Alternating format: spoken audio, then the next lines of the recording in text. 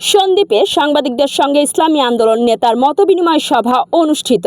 সন্দ্বীপ থেকে শাহাদাত হোসেনের পাঠানো তথ্যচিত্রে থাকছে বিস্তারিত। চট্টগ্রামের সন্দ্বীপে চট্টগ্রাম ৩ আসনে ইসলামী আন্দোলন বাংলাদেশ মনোনীত সংসদ সদস্য পদপ্রার্থী অধ্যাপক মোহাম্মদ আমজাদ হোসাইনের সঙ্গে সাংবাদিকদের মতবিনিময় সভা অনুষ্ঠিত হয়েছে।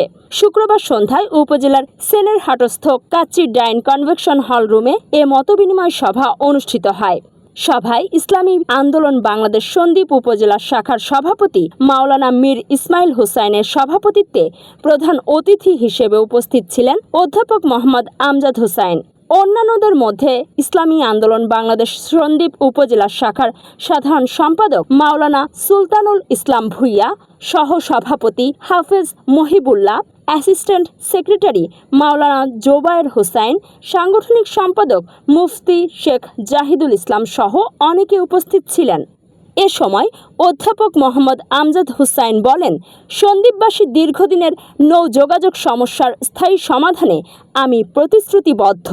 গুপ্তছড়া ও বাঁশবাড়িয়া ফেরিঘাটের চলমান সমস্যা দ্রুত সমাধানে কার্যকর ব্যবস্থা গ্রহণ করব।